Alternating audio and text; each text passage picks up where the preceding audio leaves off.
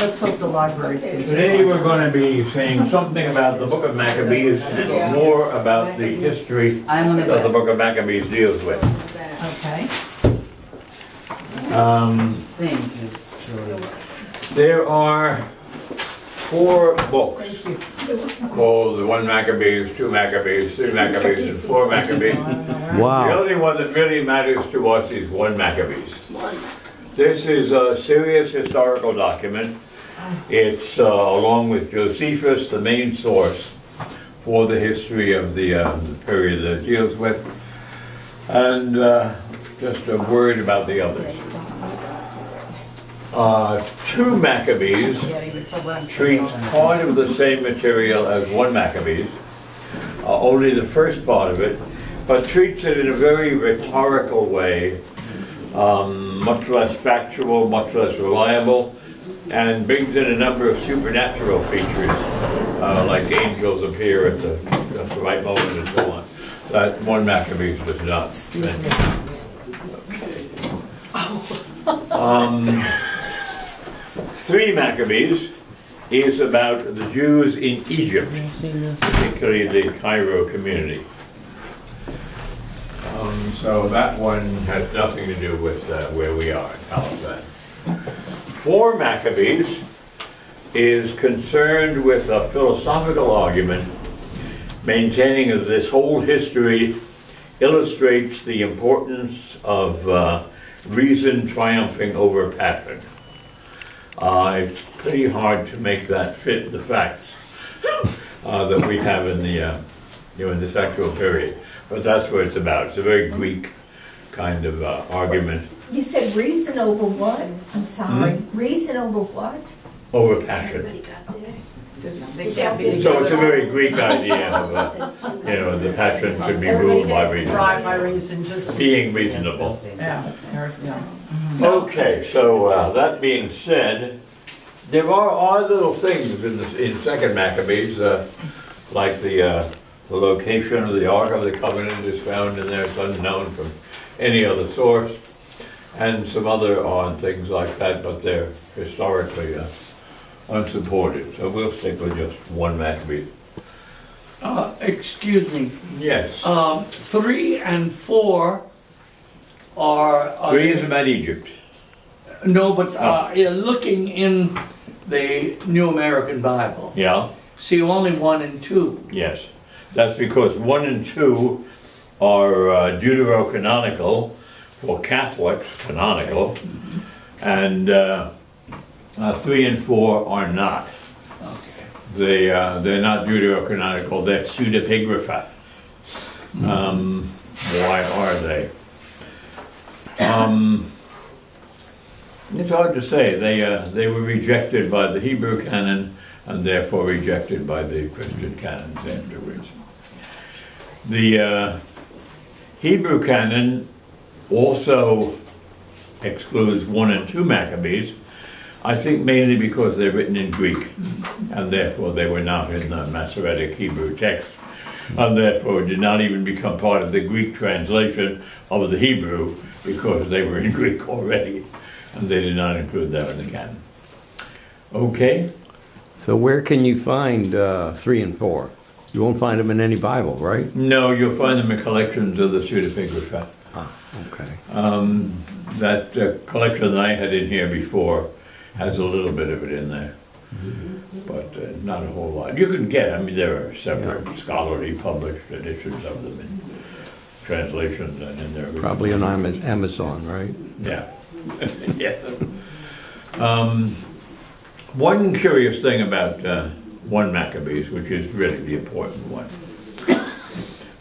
1 Maccabees was written in the 2nd century of the BC, but the manuscripts disappeared until early Middle Ages, when they turned up copied by monks in Christian monasteries. Later, we got earlier ones, and looking at the ones that were preserved in the Christian monasteries, there are things in there that are very surprising. little Christian inserts here and there, like, you know, Jesus is coming, sort of. So they're discarded as the monks just getting their little Christianity stuck into the manuscript. The same thing is true of Josephus. The monks copied Josephus. This is Josephus in English. There's a lot to him. Whoa. And in there too, in Josephus, you get references to, there are references to Jesus in Josephus and to Christianity and so on. But in Josephus you find surprising little things like this man Jesus, if indeed it is proper to call him a mere man. Now, nothing we know about Josephus would indicate that he would dream of saying anything like that. So once again, the monks were getting in there. Quite subtle in that case. And they live today as editors. Hmm? They live today as editors. They do indeed. They do indeed. And they always have. Now, what I want to do is give you a kind of rundown on the time that the 1 Maccabees covers. It's a densely written historical book, and there's no way for us to do the text justice. But we look at some of the text, but I want you to kind of see what it's talking about. We mentioned before that after Alexander's death, his successors were the Ptolemies, presiding in Egypt, and the Seleucids, presiding in Syria. In 198, the Seleucids took over Palestine. Previously, Palestine had been ruled by the Ptolemies, and pretty satisfactorily. We just find one episode in which there was a real revolt against the Ptolemies, and it was over a particular thing. But in general, they were fairly satisfied dependents of the Ptolemies. In 198,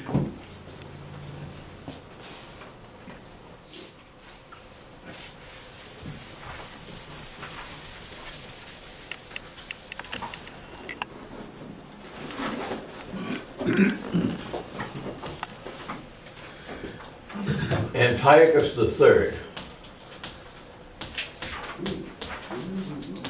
Is this still BC? Everything is BC. Because we're getting mighty close here. Antiochus III, Antiochus the Great. And he was kind of great. He was a good ruler for the most part. He was certainly pretty satisfactory to the Jews, even though he had taken over from the Ptolemies that they had liked. But he was also expansionist, and his expansion brought him into conflict with the Romans. And the Romans didn't want him expanding too far because they were expanding there. And therefore he was kind of stopped from being quite as imperialistic as he would have liked to be. But he took Palestine from the Ptolemies in 198. His curious thing happens here. After he lost a battle to the Romans, he was trying to expand where they had already expanded. They won, and therefore they demanded tribute, and tribute paid over a long period of time, so much a year.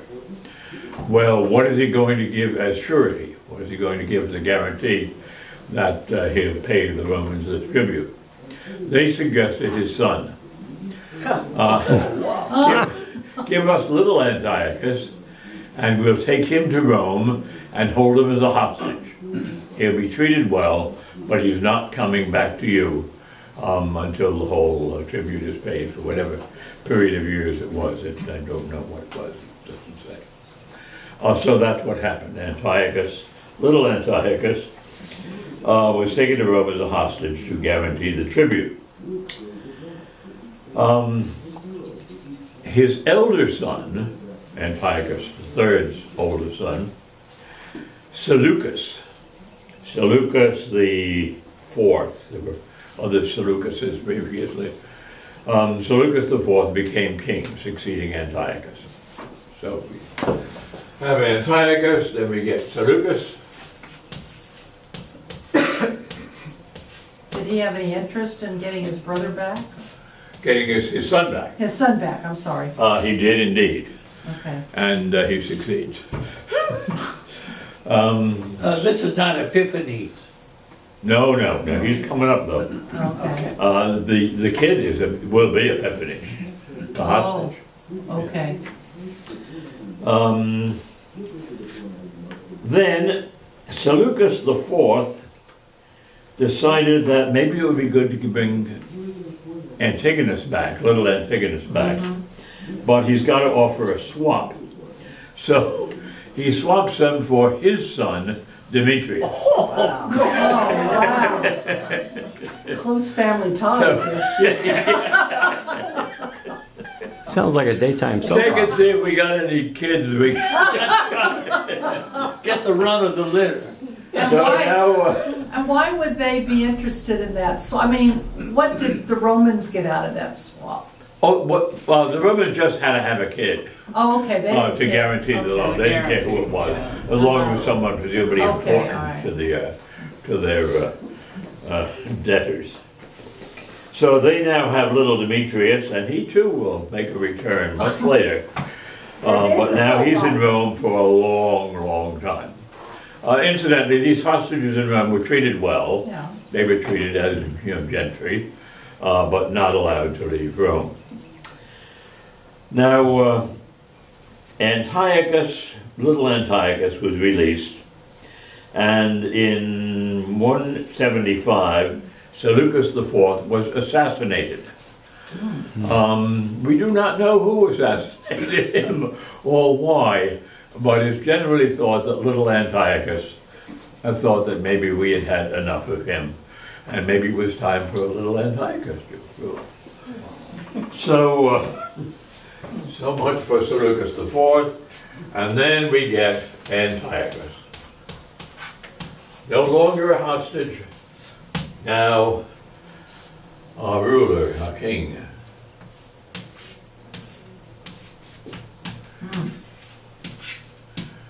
And he took the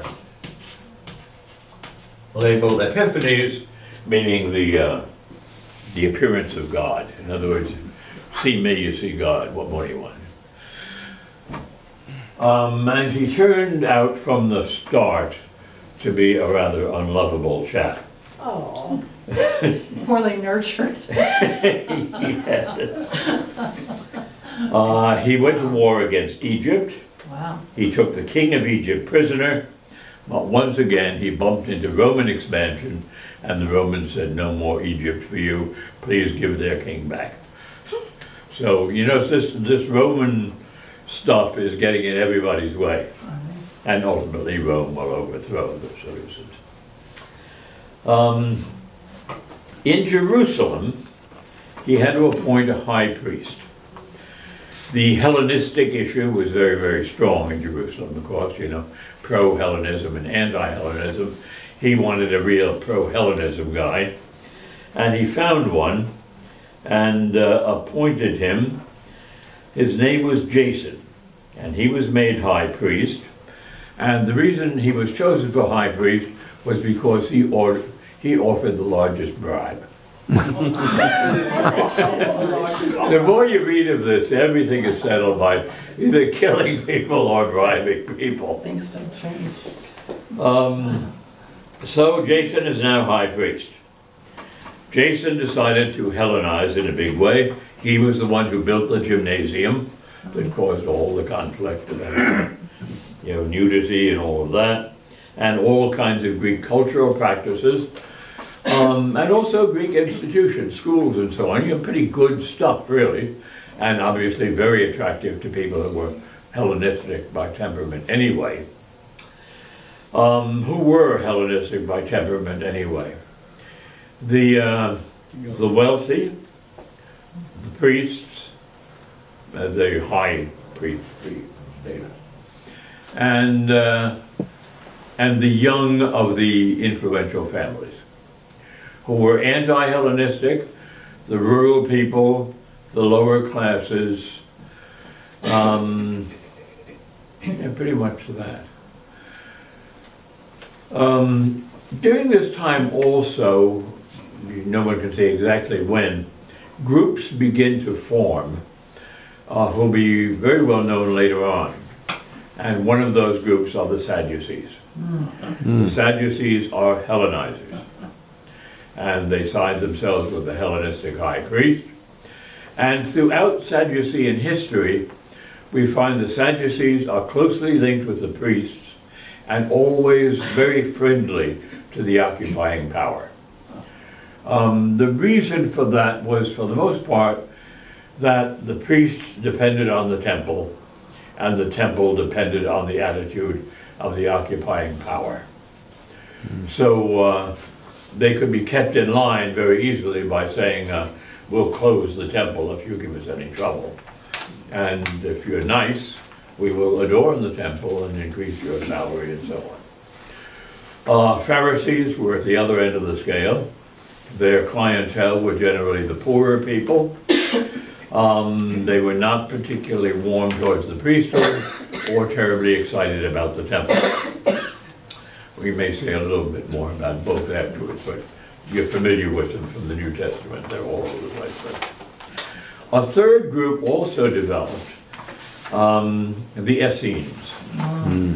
And the Essenes just wanted nothing to do with any of this political world.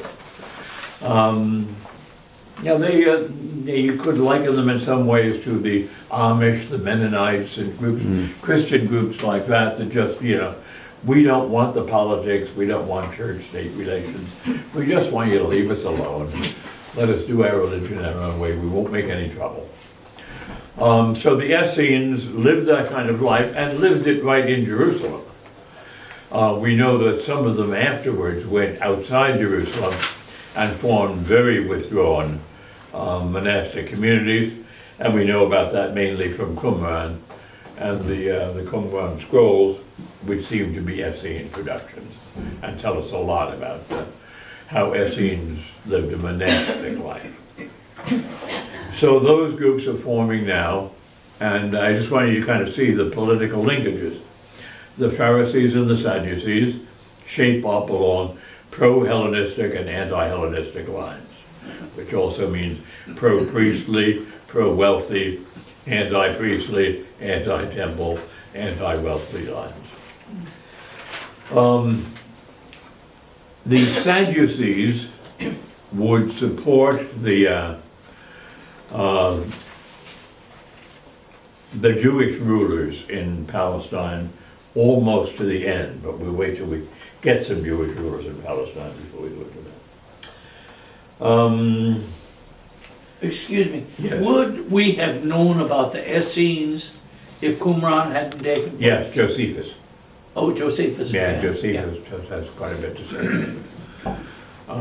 Not details, but in fact, he's the one who points out that he calls them the three philosophies, and not meaning philosophy as we would normally mean it, but sort of points of view, attitudes, ideologies.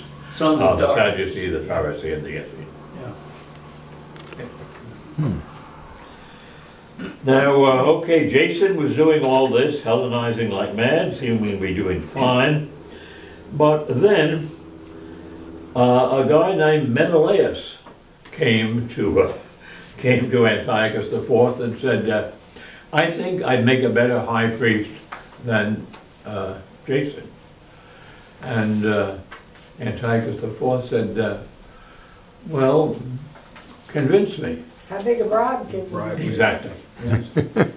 He offered him a bribe that dwarfed Show the me the bribe. money. Show me the money. Yeah, bribed her. Jason was kicked out, and Menelaus now becomes high priest.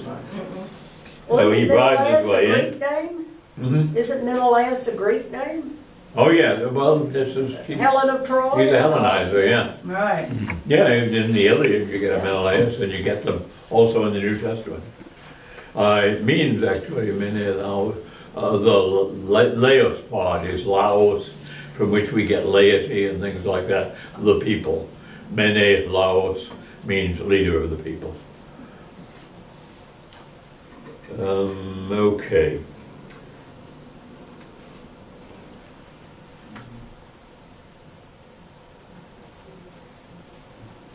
Now, Jason is naturally angry about all of this. He had a pretty good job. He lost it because another guy bribed bigger. And he hears that Antiochus IV, on a military campaign, has been killed in action. He says, great, this is my big chance. There's no king around. I will attack Menelaus and get him out of there and reinstall myself as high priest. So he comes back and attacks Jerusalem, captures Jerusalem, and kicks out Jason. Unfortunately, Antiochus had not been killed in action. All news. All news. Fake news, fake news. Oops.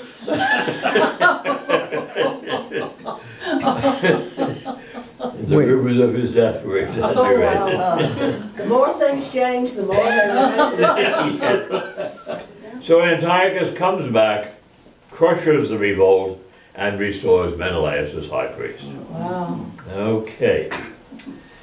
Now, with that in the background, Antiochus is more and more concerned about disorder within Jerusalem. And therefore he becomes more and more repressive. Political enemies are disposed of. Religious enemies tend to be disposed of too. And conditions there become quite favorable to those who go along with Antiochus IV, but increasingly uncomfortable for those who don't. Another problem with Antiochus was his campaign of carrying military campaigns on all over the place and running out of funds. The defense budget is running out. Well, how will you replenish the defense budget? Well, Menelaus mentions to him, you know, I'm high priest, I have access to the temple, it's loaded with jewelry and gold and stuff. Not really doing anybody any good, is it? So he plunders the temple, takes the cash, there's a lot of gold there, and gold stuff, and other saleable items. Very much like, ISIS plundering these ancient archaeological sites now and selling the stuff. So he...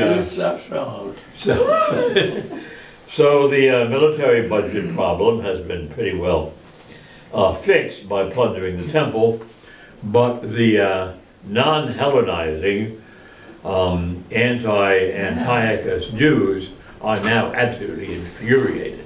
I mean, this is the last straw. So the Hellenistic pro people, it didn't bother them. They were not temple attached. It didn't bother them that the temple was plundered. They saw it as a reasonable deal. It makes him happy, and okay. he'll find ways of making us happy. They weren't attached to the temple as any... Not really, no. Okay. No. Right. In all of this, They would have opposed destroying it, Right. plundering it. It's a little Plundering is contribution. okay. when did he start calling himself divine? Right away. So when he was in. Yeah. As soon as he came back and took over from. So it was almost like he was before. plundering his own house. Hmm? It was okay. He was divine. It's already his. Yeah. Yeah, it's his. So it wasn't really. Yeah, I So get it. really wasn't plundering, he was just using it. Right. Right. So he crushes the revolt. He intensifies suppression, violating Jewish religious practices, trying to replace them with Greek usages, making more and more people angrier and angrier. I mentioned the plundering of the temple. And then he became persuaded that Menelaus had enemies, of course, and some of them persuaded him that Menelaus had caused all this trouble. The temple is now plundered and Menelaus is dispensable. And Antiochus announced that Menelaus was the source of all the Jews' problems, and he was about to start, he would now solve them by publicly executing Menelaus, which he proceeded to do, with a rousing cheer. And it was then that the Maccabean revolt takes place. And we may as well just, well, we can look at the text if we have time, we may not have time. A town named Modin, M-O-D-E-N or M-O-D-I-N, outside Jerusalem, had a very venerable priest named Mattathias. He was not a Hellenistic, Hellenizing temple priest style. He was an old-fashioned priest who was opposed to Hellenism, opposed to the occupation itself by the Greeks, and very much a supporter of the old ways. He was known to be quite influential and respectful and respected, and Antiochus IV realized that if he could get him to, and remember Antiochus expected priests to go along, so he said if Mattathias were to offer sacrifice to a Greek deity and do some nice Hellenistic stuff in public view, that would be really good for my program. So he sent one of his generals to Mattathias and invited Mattathias to, with the reporters all present, to offer a sacrifice to a Greek god, say nice things about Hellenistic usages, encourage the Hellenistic movement. And Mattathias said, no, I'm opposed to all of your stuff. Oh, well, let's see what we can do. Maybe some of your people would feel it. He did. None of my people would. And at that time, one of his people raised his hand and said, I'm for Hellenism. He's trying to ingratiate himself with the king. So he comes forward and says, give me a match. I'll be glad to offer sacrifice to whatever you want. Where's the god? So he proceeds to offer sacrifice to a Greek god, while Mattathias, the old priest, stands there, and at seeing that, Mattathias whips out his sword and stabs him and the Seleucid officer who is attending him. Whoa. He is immediately backed by his sons, all of whom are equipped with weapons, and the one that he stabs was a general. So the general is now dead. His followers are kind of, what do we do now? We got no general. These guys seem upset. So maybe we better go back to headquarters and tell them what happened. So indeed they did. Mattathias had 5 sons. 3 of the sons are very important in the subsequent Maccabean history. We'll say a little bit about each of them, but Judas comes first, then Jonathan, then Simon, and they are the carriers out of the Maccabean revolt. After this act by Mattathias, he of course becomes a big enemy of the regime. He knows that Modin, his town, will be attacked, and he says, let's get out of here, go out into the desert. We know nice hiding places. So they go out there and are refugees in the desert. So when they come to take them prisoner or kill them, there's pretty much nobody there. And that also gives Mattathias and his sons an opportunity to make plans for the future. And basically, there's no turning back now. We're not going to go quietly. We are going to drive these guys out. And they got a surprisingly big following. The Modin people all went with them, and then others who heard about it joined in too. Whereas the Hellenistic Jews, of course, were very opposed to this and eager to inform on them at every possible opportunity. In 166, Mattathias died of a natural death. He was very old then.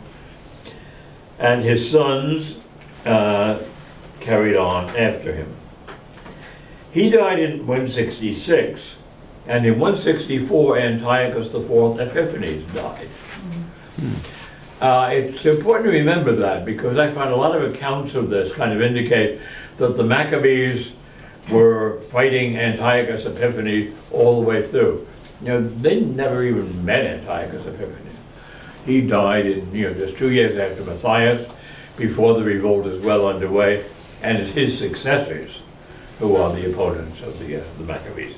Maccabee, by the way, Judas was called Judas Maccabeus, and Maccabeus meant a hammer, and it's because he was a really tough guy and a famous warrior, and then the whole group came to be called the Maccabees, the hammerers of the foe.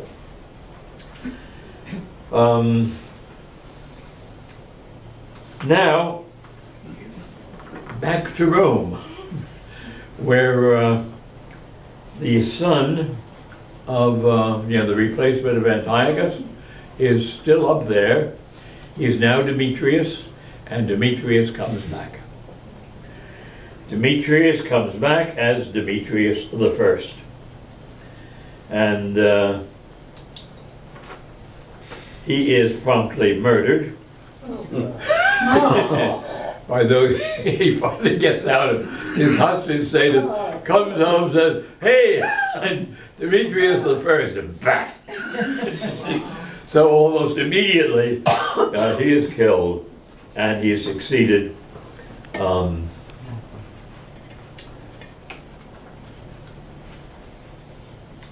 Judas Maccabeus. In 165, again, just before the death of Antiochus IV, he attacked Jerusalem,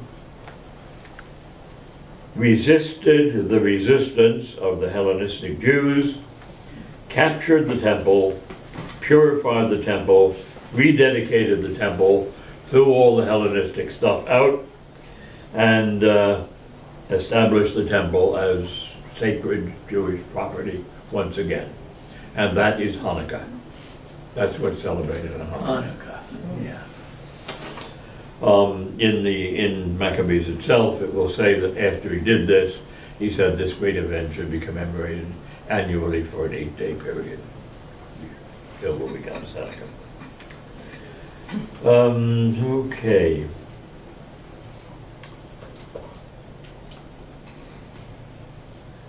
Judas was subsequently killed in battle in 160, just 4 years later, and succeeded by the next brother, Jonathan. Jonathan was appointed high priest. So by now, the Seleucid rulers realized these people have to be taken seriously. So Jonathan now, an opponent of the regime, is appointed high priest, which means the Seleucids are worried. But we'll put one of their guys in. So he's now high priest, and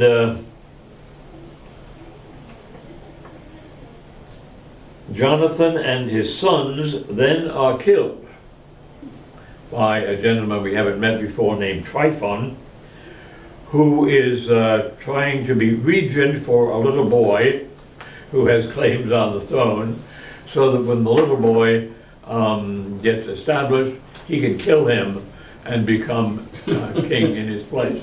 Oh my God. So that's his plan. No place to be a little boy. Yeah. So he kills Jonathan and Jonathan's sons. Tryphon does. Tryphon does, in 143. In 142, the last of the big three, Simon, comes in. He is appointed not high priest, but governor, subject to the Seleucids, of course. Governor. And he supports Demetrius II, the son of little Demetrius, the former hostage. And as governor, and with the help of Demetrius, he gains independence in the year 141. So that's a big year.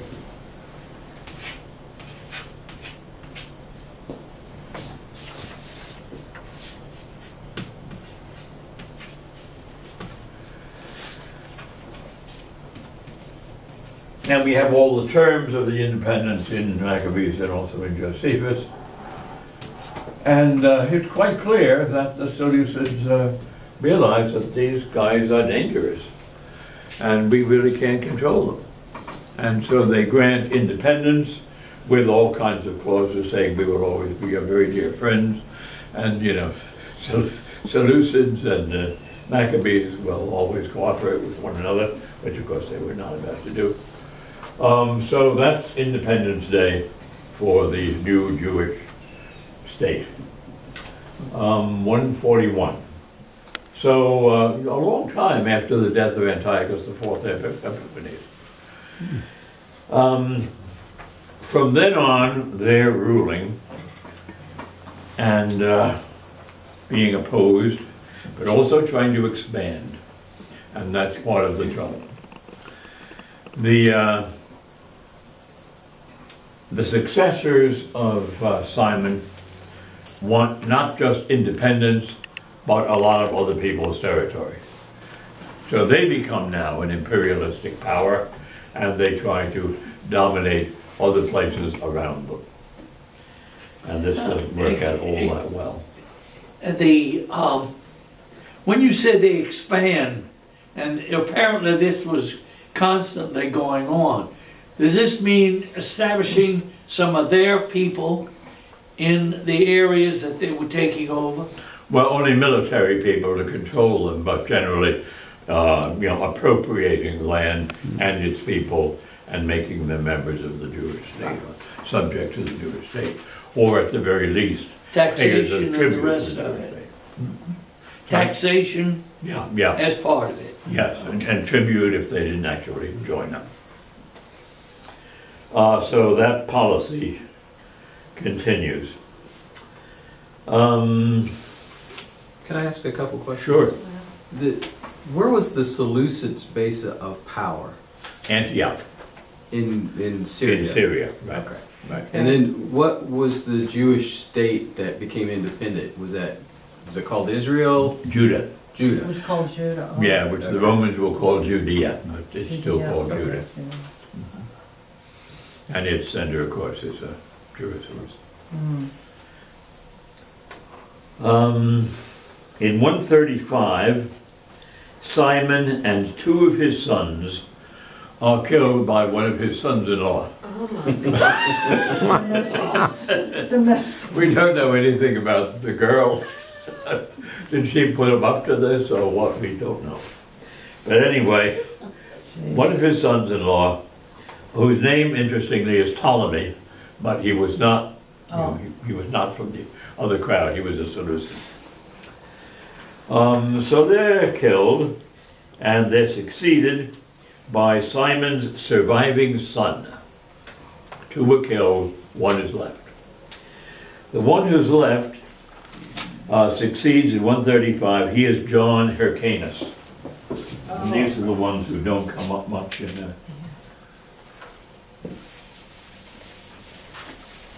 So the son-in-law didn't kill them to take over power? Yeah, he did kill them to take over power, but he was unable to do it. Oh, okay. So then the other son came up. Right. Okay. So now we get John Hyrcanus.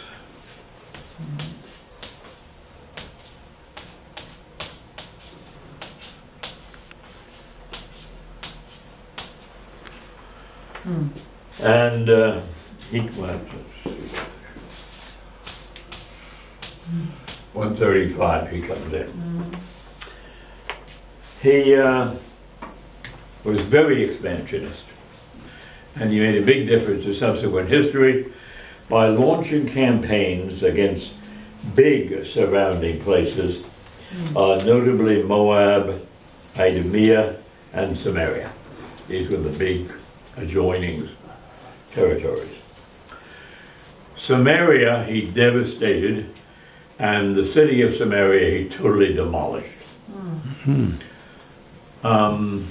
Moab he occupied and extracted tribute from and effectively ruled.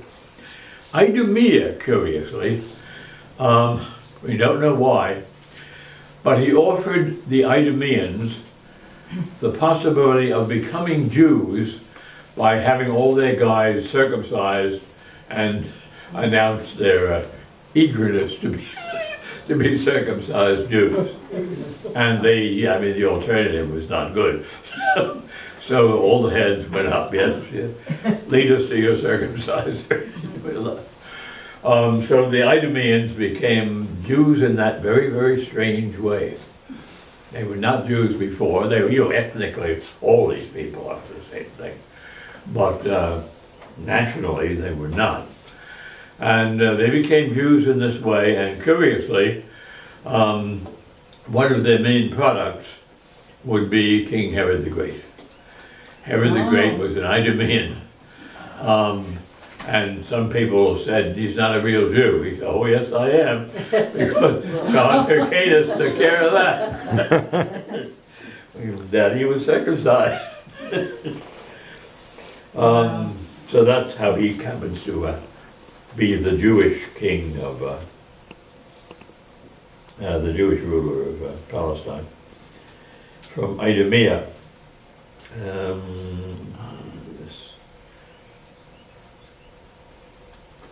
Now the story in 1 Maccabees ends here during the John Hyrcanus thing, just right in the middle of it. You don't know quite why.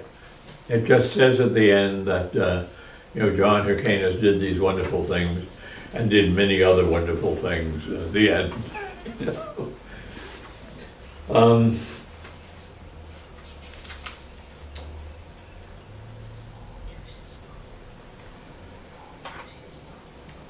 Now, John Hyrcanus' son succeeded him. He was named Aristobulus. There are a lot of them too.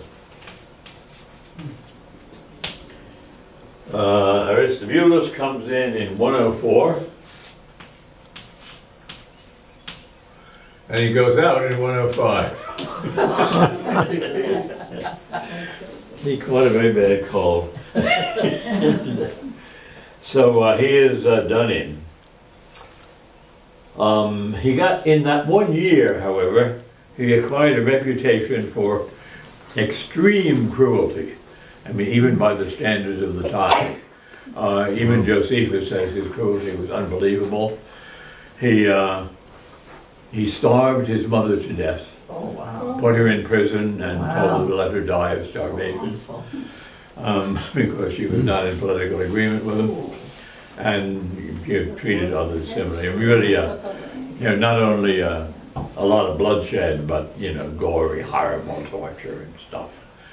So that's the fame he gained in 1 year of reigning. So Aristobulus goes, and then we get a very interesting development. Aristobulus was married, and he was married to a lady named Salome Alexandra, usually called Alexandra. She survived him. He apparently treated her pretty well. She survived him and decided that maybe she could work something out by use of the levirate law. So they were married a very short time. She had not had children. Therefore, her brother-in-law should take her as a wife. So she went to her brother-in-law, who was named Alexander Jannaeus, and told him that if she would marry him, if he would marry her, or if she would marry him, she would arrange for him to gain the kingship, because she had that kind of influence. So Alexander Jannaeus becomes the next king.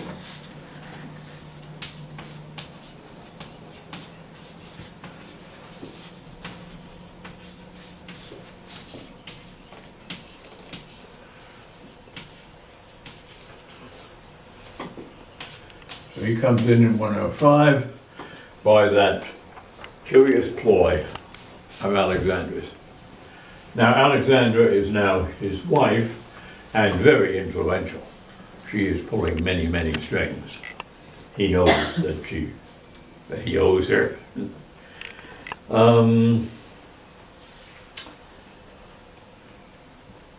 Junius undertook a lot of wars, very stupid wars, and lost innumerable Jewish lives in the process. The casualty rate was enormous, and the victory rate was very low.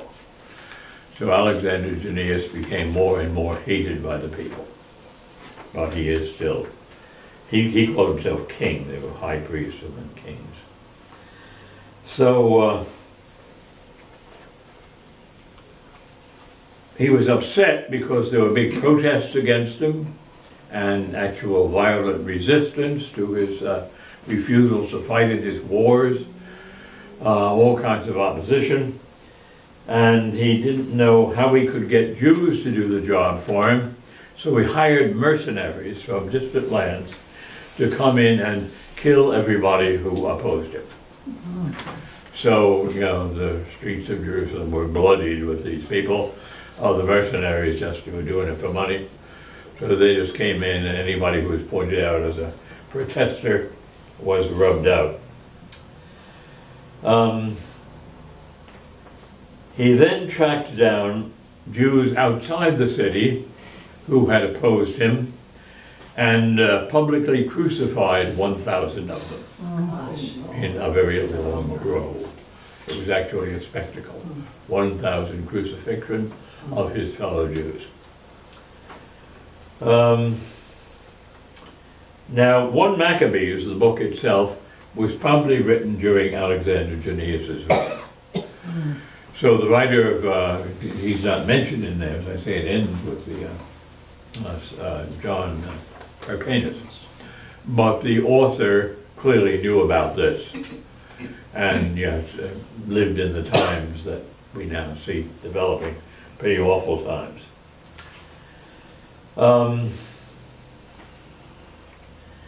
Alexandra succeeded as queen.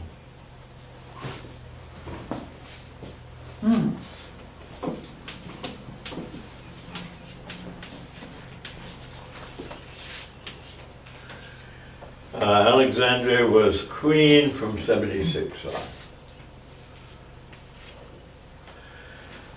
And interestingly enough, this is the one female head of the place they've got, and her reign was the only peaceful, tranquil reign they experienced during this whole time. There were almost no, real flare-ups during it. And she discarded all the Sadducees who had supported all her predecessors and surrounded herself with Pharisee counselors. So the Pharisees came into power with Alexandra, and their power was increased by the fact that Alexandra's reign made people happy.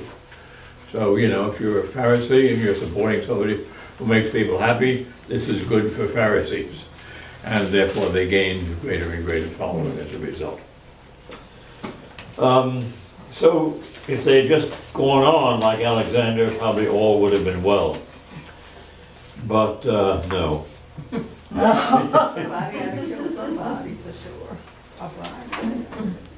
At the end of her reign, her sons disputed the succession.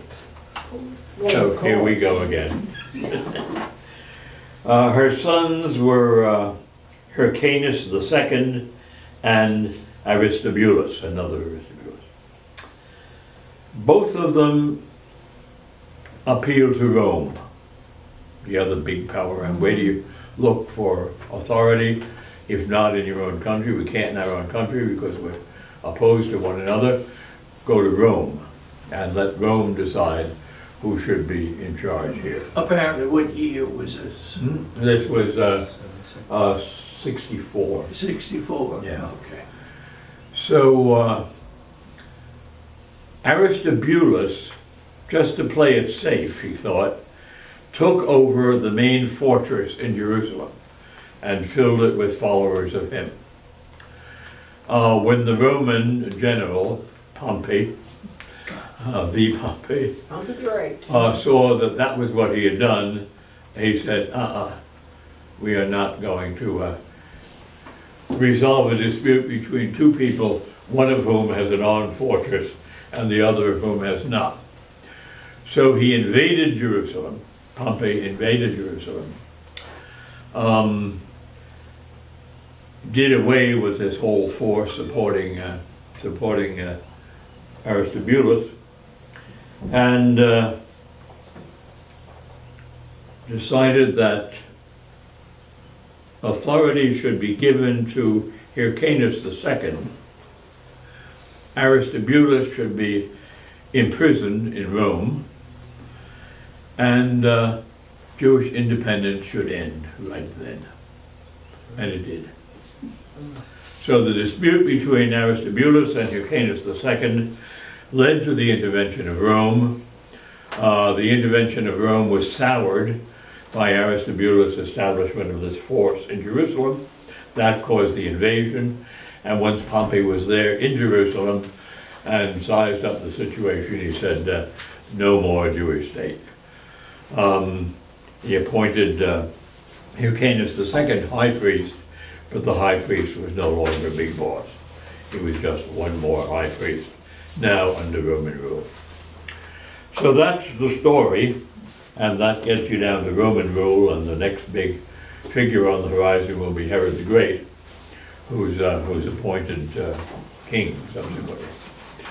So I thought you should kind of see the whole picture. We can't go through the Book of Maccabees in detail, but this period of history is, I think you can see it's very important for the whole future. And yet even Jews often know very little about it. Often Jews kind of stop their review when Judas rededicates the temple. You know, Hanukkah. You know, this was it, yay, Hanukkah, we won. But as you can see, they didn't win. They just lost slowly and painfully. And ultimately Rome took over. So, I guess, any questions about this? Yeah. I may have So given now more what detail. happened to Alexander Jannaeus so that his wife takes over? He just plain died. Oh, he just died.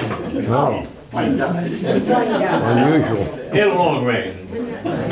Yeah, Alexander did not She did not. do him in. You know, with this kind of background, you can see why the story of Herod and the Holy Innocents Oh, yeah. of any kind of threat to by another king was very, very real, and it Oh, come yeah. back very, very. Yeah, I mean, you Cruel. see all through this, people eliminating family members who might want to step up. Wow. Yeah, I mean, the innocence thing, there's no historical record of that anywhere except in the Bible. But everyone who studies Herod the Great says he certainly would do something like that. I mean, perfectly in character. And, you know, the kind of massiveness of it, you know, kill everybody under this age. He did stuff like that. Yeah. So he's a chip off all these whole blocks. And he'd already built up Caesarea, Yeah. the port that was there, redid the temple also. Oh, he did all kinds of great And infrastructure. Masada. Yeah. Yeah. Yeah. Wow. And Josephus, you know, our historian, lived during that time. Originally, he never thought that a revolt against Rome would work. He was finally kind of forced to participate in the revolt against Rome, but very reluctantly.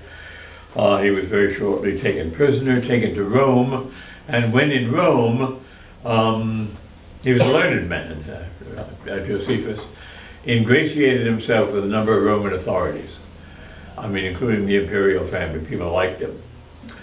And then when the second revolt broke out, he went back again, now to try to talk them out of it. He was unable to talk them out of it, and of course, you know what happened. Jerusalem and the temple were destroyed, and Josephus went back to Rome and wrote the book. No, he was there, he definitely saw the outcome of all of this. Curious guy himself. And as I say, even the book is complicated by these little monastic insertions that make him look like he was soft on Christianity. And the He rab- certainly wasn't against Christianity, he just wasn't interested. and the rabbis would not accept the 1 and 2 Maccabees or whatever number. They wouldn't include them in the canon. No, they were not included in the canon, well, probably because they had never been in Hebrew. God's Yeah, language. Right, right. Yeah, I mean, Jesus spoke Latin and